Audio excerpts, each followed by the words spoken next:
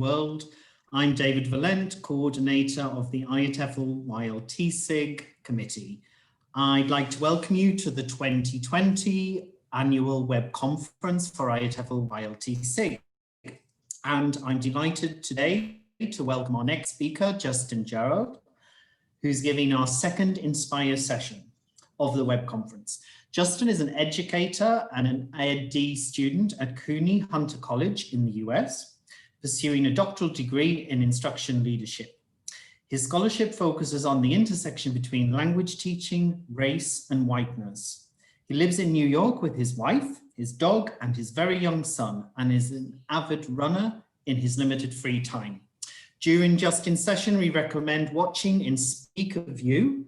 So take it away, Justin. Please share your screen. All right, thanks, David.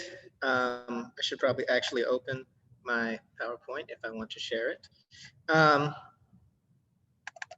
Nope, not that one. I have like 5 different versions of this presentation. Anyway, okay, so thanks to everyone for joining me. I'm going to try to get through all of this in the limited time we have.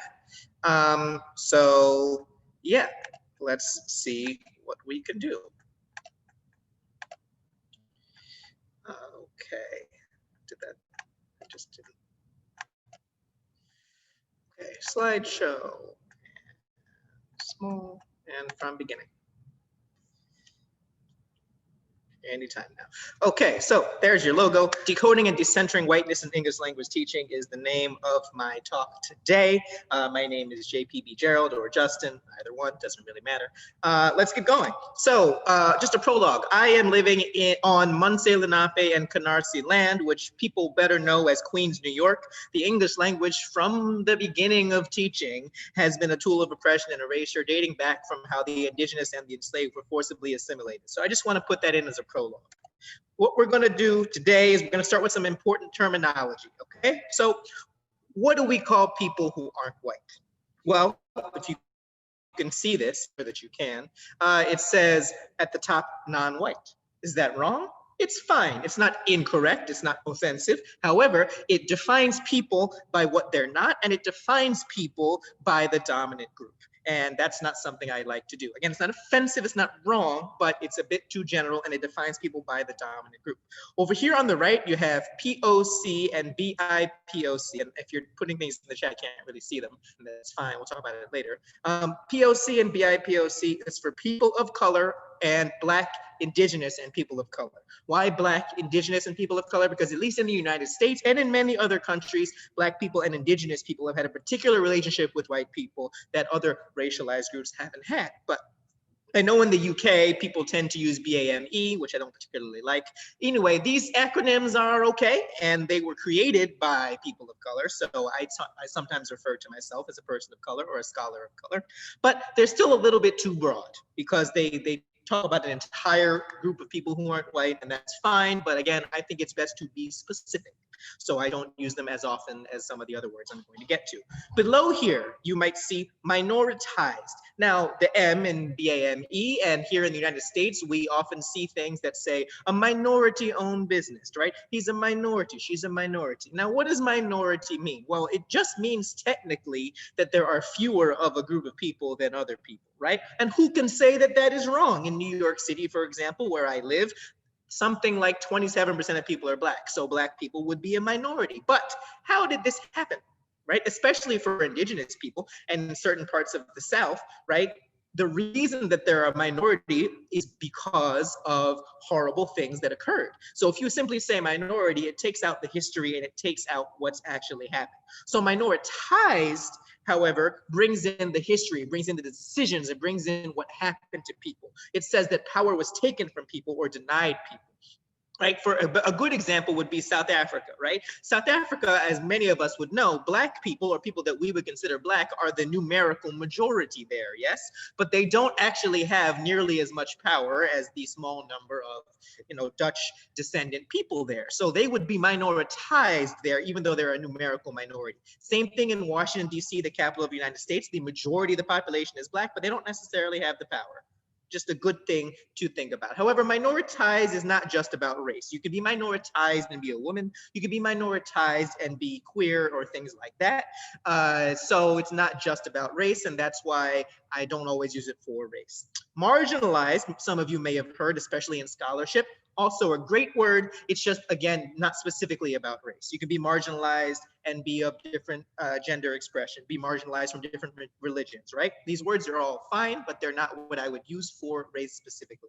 So when I talk about people from different races, I prefer to use racialized. Why racialized? Because it says that there has been a decision made at some point to place these people in these groups that aren't white, right? Now, you can be racialized in one place and not be racialized in another place. Okay, that's what's interesting about the word. The definitions of race are different in the United States as they are in the UK versus Canada versus South Africa, which versus whatever. So you have to get a little bit more into the conversation once you say racialized. And that's useful because trying to be surface level with this doesn't really work. So that's why this little introduction I think is important. These are not necessarily dictionary definitions of these phrases. These is just how I use the words, and you're going to see them come up perhaps again throughout this conversation. All right, so that's a little bit of an introduction.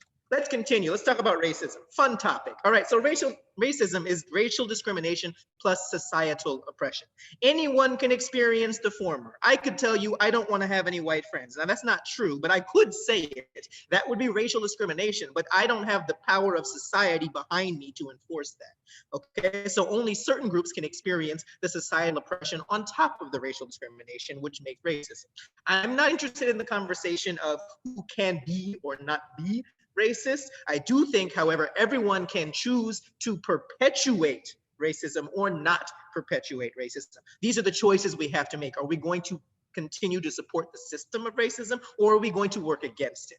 Right? There's many forms of racism, okay? You have anti-Black racism, you have anti-Asian racism. I know in the United States, when we say Asian, we mean East Asia, China, Japan, South Korea, Taiwan. And I know in the UK, when you say Asian, you mean what we would call South Asian, India, Pakistan, etc. However, there's still different types of anti-Asian racism. There's even anti-Muslim racism. And I know Islam is not a race. However, the description, the language is very similar to other types of racism. So I trust anti-Muslim racism scholars on their definition of it. All right, one more thing, don't say race when you should be saying racism. If the police kill someone and there is race involved, you wouldn't say they killed someone because of their race. You say they killed someone because of racism, just to be clear.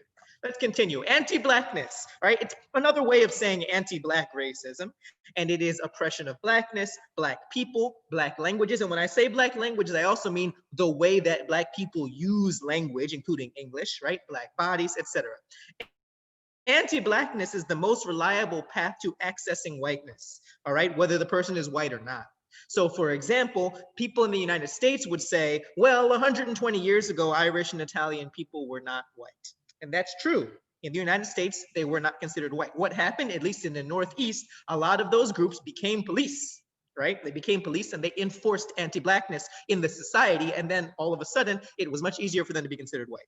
Also, throughout the 1940s and 50s, and I know I'm speaking of a United States perspective, that doesn't make it not true in other places, people bought homes in places that did not allow Black people to buy homes. And they chose to join these anti-Black locations and enforce the anti-Blackness, and suddenly they were allowed to be white as well. So, white supremacy. Now this one is obvious. It's the idea that whiteness is superior to other racial groups. I don't think you really need much of a definition there. The reason I bring this up, however, is I want to contrast it with white nationalism. What some on the public stage, including the person we're going to drag out of the Oval Office in a couple of months, are advocating is not just white supremacy, but white nationalism. That's creating a white ethno-state, a white country, right? Building a border wall is white nationalism. Leaving the European Union for no good reason is white nationalism. So I just want to contrast white nationalism and white supremacy. But the main point I'm making, and I do have a point here, is whiteness, all right? Whiteness was created the way we think of it in the definitions that we have in approximately the 16th century. And it was created to be supreme. Why was it created? It was created so that they could justify who would be involved in chattel slavery, who they could justifiably colonize in the quote unquote New World, etc. Obviously, if you look back in history and Aristotle or something like that, if we had a picture of them, we might say that that person is white. Yes, okay, the color of their skin, etc. But the idea of whiteness, all the things that have come with it, was created in about the 16th century, and there is no functional difference between the idea of whiteness and ideology behind it, the system of whiteness, and white supremacy. This is not saying all white people, right? It's not saying light-colored skin people are bad or something like that. Okay, it's saying that the idea of whiteness and the things that undergird it are the same as white supremacy. Let's talk about English language teaching. See, I had a point. What we language education professionals are truly promising to students, even without understanding that we are doing so, is the chance to get closer to whiteness through the language. Right? However, whiteness is an ideology that depends upon exclusion and supremacy. So this promise is doomed to be broken, and no racialized speaker of English can truly become white just by learning the language. Let's talk about how that manifests in English language teaching. So, the top of it can't be seen. Sorry, that says ulterior motives at the top of the screen. Anyway, if you've read How to Be an Anti-Racist by Ibram X. Kendi, he referred to racism and capitalism as conjoined twins, right? He's saying upon their mutual codification in, again, that 16th century, these newborns looked up with tender eyes to their ancient siblings of sexism, imperialism, ethnocentrism, and homophobia. The point being, there's always been oppression based on people's status, right? But what we know of as racism, and therefore what we know of as whiteness, weren't codified until this time. However, they were codified alongside what we now know as capitalism, and they justify each other. The people who are going to be exploited by one are going to be exploited by the other. So therefore, sometimes when I argue against these issues in English language teaching, people say, well, the money is what matters. We need to make sure that the lights stay on in our school, which I understand. But if the profit is the motive of the field, then we are necessarily going to be perpetuating racism and whiteness. So you can't successfully argue against whiteness and ELT without arguing against the profit motive in the field. So when I talk about this, you know, if you uncritically support profit-centric goals in our field, even in public schools, and when I say public schools, I mean the United States. I know it's a different definition over there. I just mean government-run schools, okay? And you use that to justify racially oppressive policies and practices, then we have whiteness remain in control in the field. But the idea that ELT promotes these destructive values is uncomfortable for many, and I understand why, because if we don't really talk about this, then hearing about it for the first time is not people's favorite thing to do. But what happens is that there's, you know, we've heard of this concept of white fragility, although I'm not super high on it anymore. It's in the article, so I kind of have to mention it. But it's the idea that when you bring this up, people get defensive, they throw up a roadblock, and they don't really want to talk about it, which might be happening considering 10 people have left the conversation already. And then there's white saviorism, where people say, this is a problem, and I'm going to solve it personally. Don't do that. All right, that's not going to fix things, because then you're still yourself doing it. But then there's the altruistic shield, which is my idea, which is the idea that being in a field which is itself considered a social good, which could go for English teaching, it could go for all of education, it could go for social work, it could go for medicine, means that I can't be criticized for perpetuating racism because the field is itself altruistic, which is not true, because obviously there is racism in our field. And to deny that that is the case because our field is supposed to be good for the world is not very helpful. So what happens because whiteness is centered? Well, let's look at a couple of quotes that I used in my article. So in English language teaching, race and language are also components of the aesthetic labor of teachers. To look good is to be white, while to sound right entails speaking an inner circle variety of English. For people who are unaware, the inner circles, right? This is from Cottrell in 1983, right? The UK, US, Canada, South Africa, etc. Inner circle. And then another quote, and this one is actually taking place in the UK. I recall a complaint made by a parent to the clerk in 2009 that her child was being taught by a teacher of Indian descent. The teacher, who was born and raised in the UK, was a native speaker of English, yet was perceived to be someone who speaks quote unquote with an accent because of her appearance. Right? This happens all of the time. These are just two articles I pulled out and used in there, but there's a lot of things, there's a lot of evidence of this being the case. So because of this centering whiteness, then if you are a racialized teacher, you will be seen as less skilled than white teachers, even if you have considerably more experience, something like that. Now on students, right, we marginalize, we devalue the L1 of the students, right? And therefore we linguistically marginalize our students of color. And this only reifies our extant status quo. And then when people point this out, we say, hey, we need to respect the L1, we need, et cetera, et cetera. We use the altruistic shield to say, but I'm helping them, right? I'm doing this for them. They need a job or something like that. As Matthias explained, since the teaching force curricula policies and teacher education pipeline are white dominant, the context for repressed forms of linguistic violence is maintained. And if disrupted, white performative recurrences of anger, avoidance, guilt, dismissal, and repression stifle race knowledge. People don't want to talk about it, which I understand, but it's also not helping us. So what do we do to decenter it though? Well, there's structural changes that are necessary ones, right? If you are someone who reads academic journals or other sorts of publications, there is no well-known, at least, maybe there's one in a corner nobody reads, that's dedicated to race and language itself. When I was citing articles for this piece that I wrote that I'm presenting on, I had to go look at the education journals, I had to look in the language journals, I had to look at the race journals, and hey, I don't mind doing that work, but if I'm someone and I'm interested in this intersection, and I am, this is what I do, I should be able to find a journal or a publication that's about this, because there is a lot of work that needs to be done there, and there is no major place. Even in the TESOL journal, the American version of IATEFL, right? They put together a quote unquote race issue this summer, which was just a bunch of articles they had published over the past 5 or 10 years about race. They didn't really do anything, okay? A lot of these places like to do things like that. Conferences, this is a conference, I am here. That's good, but a lot of conferences don't do this, right? The places that are making the changes are the types that were already sympathetic to these things. So if you are part of planning a conference, do not put together any all-white panels. The panel doesn't have to be about race, but don't do that, all right? Because the knowledge cannot be coming only from a certain direction. And the plenary speakers need to be, don't just have one token, right? It needs to be a large group of people who are from different backgrounds, not just in terms of race, but also in terms of the global South and different original languages. Okay. Another thing, this is also, I know this conference is related to early career teachers. If you are an early career teacher and you have not studied race in your language teaching, which you probably haven't because it's not taught in language teaching, you're going to need to do that. And I'm not saying that you're bad or anything like that because you haven't. My master's program did not focus on this either myself, right? And I'm the one who does this sort of thing. So new language teachers need to study race, they need to study racism, they need to study whiteness. It needs to be in the curriculum, not just a lark that they do for fun, but part of being a language teacher because language and race are so tied together.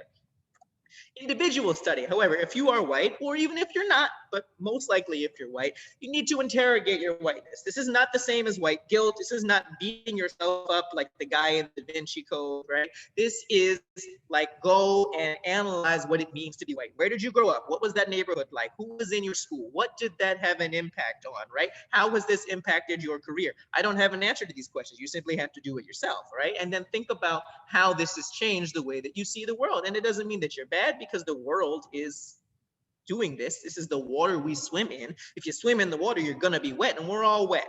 Okay, race and language scholarship, the limited body of race and language literature, and it's growing, but it's still not very big. It needs to be part of the canon. Okay, when you learn how to teach language, second language actors, all that stuff, it needs to include that. Now, I'm kind of a post-structuralist. I wish there wasn't a canon altogether, but there's going to be as long as there's academia. So the canon needs to include this sort of thing. And also, I made a big point on the last slide about how we have to go, I had to go all these different places to look up different things about race and language. Well, until they change things, that's what you're going to have to do too. So if you are someone who's interested in language teaching, but you also realize you got to do more about race, you're going to have to put in some extra legwork to read about it. And this is this slide is the kind of stuff that you could do, tomorrow. Here's the conclusion. I think I made it through with enough time for a few questions because I talk really fast. So I talk about this, right? I write articles about it. I have a podcast. I'm on Twitter ranting about this stuff. If you want to find me, my contact is at the end of the slideshow. But I started teaching classes about it because after the George Floyd protests began in May, a lot of people came up to me, quote unquote, started talking to me about things. And they had a lot of feelings. And I said, I can do something about this. This isn't so much a plug. It's just to say, I don't like when academics get on their soapbox and do what I'm doing and say, look at all these problems. And then they just go on back with their lives. Like I actually make a point of trying to do this so that people can go and change their schools, change their organizations, change their communities so that the centering of whiteness does not continue in the same way. Now, this work is not going to be easy or fast, but like I have a young son, as he mentioned, he's 9 months old. When he gets to school, and even though his first language is English, right? The way he uses language is still going to be policed. It's still going to be seen differently because of what he looks like. And I think a lot of teachers don't even understand that that happens. And that's not necessarily in terms of a second language, but it's just the way that language is being used by racialized people. So this needs to happen today, tomorrow, next week, right? Whatever you have to do, whether there's colleagues you want to get together with and talk about this stuff with, okay? That sort of thing, it needs to start today. And that is the point that I wanted to make. Questions if there's time. There's always time. I talk really fast. Okay. Let me stop sharing my screen. How do I stop sharing my screen? Stop share. Okay. So I am done sharing my screen. I know that I talked really fast. I just was a little nervous about the 30 minutes because I usually do that in like 45 or 50. So I apologize for that. So I see a couple of questions. If there are things. All right, so the most recent thing is here. What are your thoughts on the curriculum that they teach kids in school in terms of history? They are not positive thoughts. I think that a big part of this, and I didn't use this word that I should have, and I like to use this word, epistemology is a big part of this, right? The foundation of knowledge is a big part of the problem, because a lot of the time people will hear this talk and they say, I'm gonna decolonize my curriculum. Good, but that doesn't mean you just change your authors from like, I have a bunch of white authors and now I have 2 black authors. Do that, but also think back to the way that you think of knowledge, and you're gonna have to question it. It's gonna be difficult. It's gonna take a long time. So yeah, as far as history, what could be well done is if they present the general forced, handed down history that people have to do, and then they reframe it and say, okay, but here's the real history. That could be an interesting analysis to do, especially for racialized students. I'm going to go to the Q&A question, and then I'm going to go to Carmen's question in a second. Okay. Oh, the name of my podcast. Yeah, I'll put all that stuff in the link at the end. How can we decenter materials and not be tokenistic?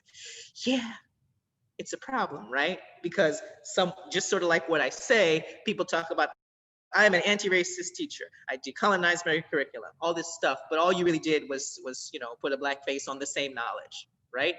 Even me, right? I went to exclusive schools growing up, right? I'm black, but I'm about as close to white as you're gonna get among black people because of the experiences I've had. I'm not saying that I'm white, I'm just saying in terms of these expectations. So one of the, it goes to what I just said, and I don't want to repeat myself, but it's the same point. You really have to think about what it means to, I'm just giving an example, think about how grammar should be corrected or taught or understood, right? Are we thinking that this person has a quote unquote foreign accent and therefore it needs to be improved or diminished or whatever? Or do we want to teach that every accent is just as valuable?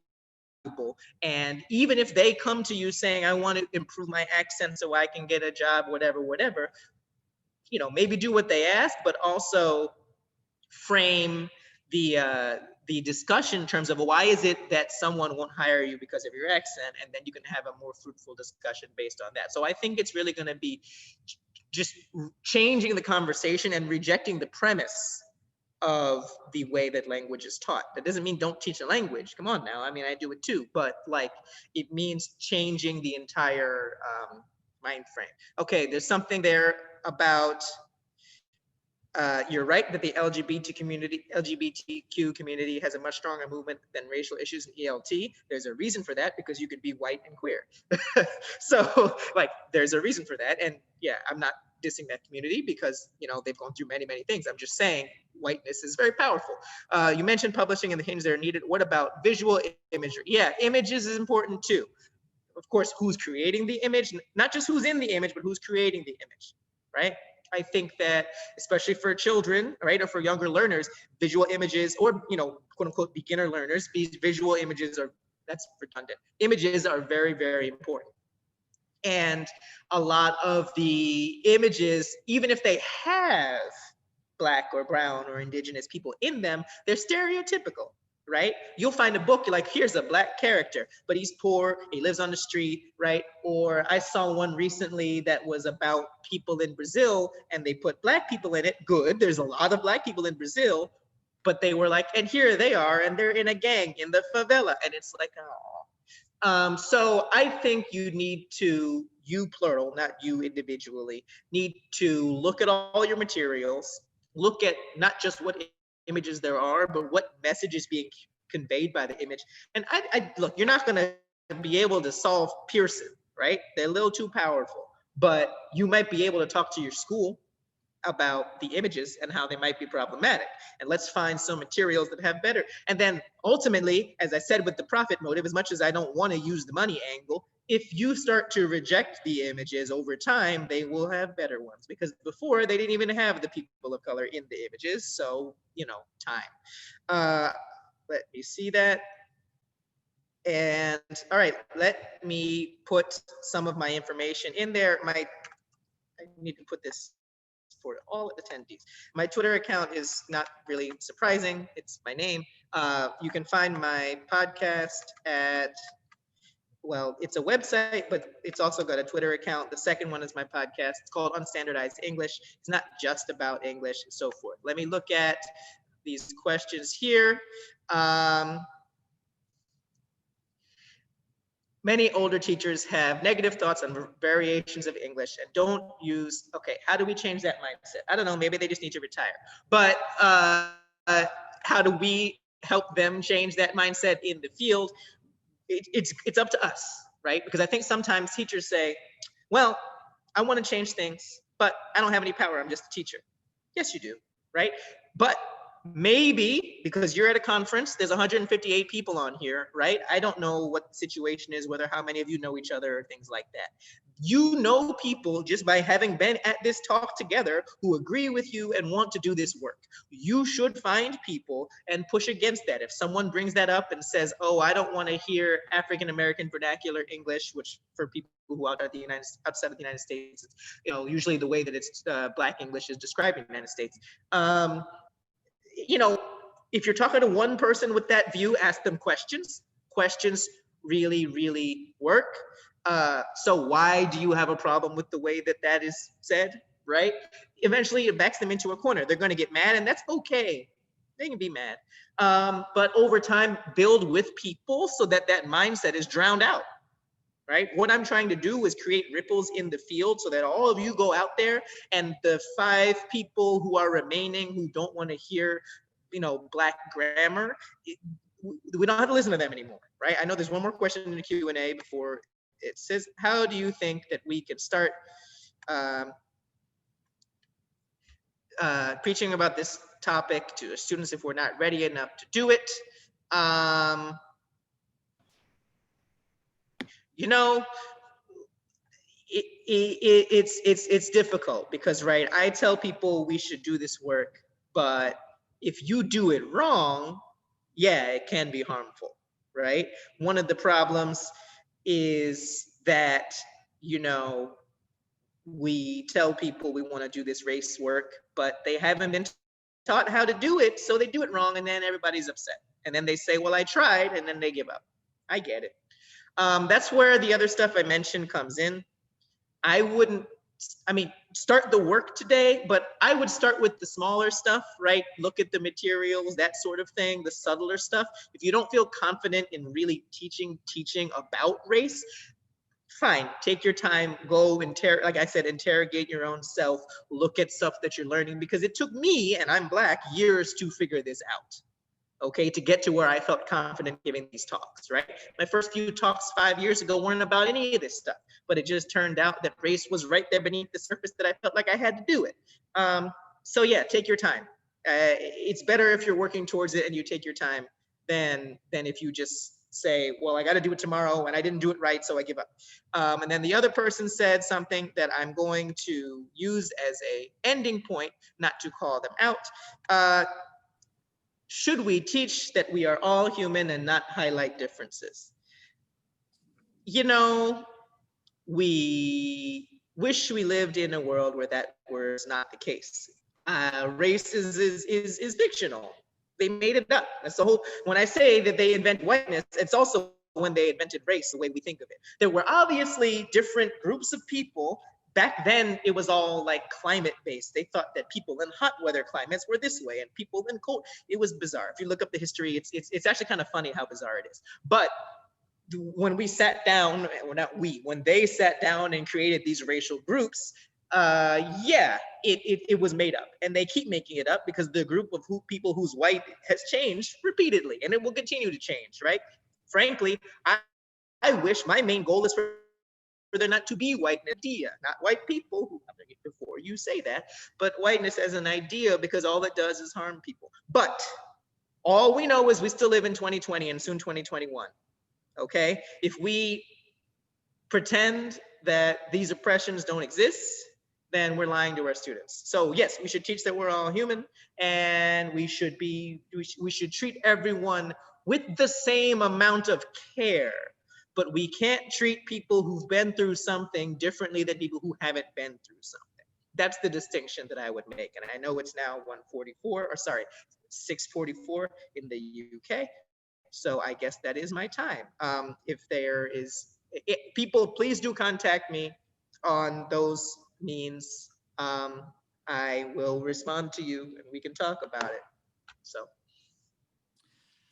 Justin, I'd just like to say a huge thank you from all of us on the YLTSIG committee. I think you've given much. You mentioned ripples there. I think there's a lot of ripples coming from your talk. Big call to action on behalf of the global ELT world.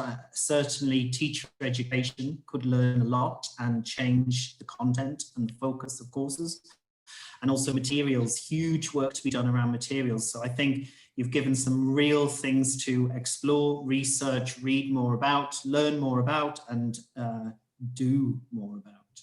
So huge thank you for your really important session. Well, I'm glad to have been here, quote, unquote, here, but yes. Thank you so much.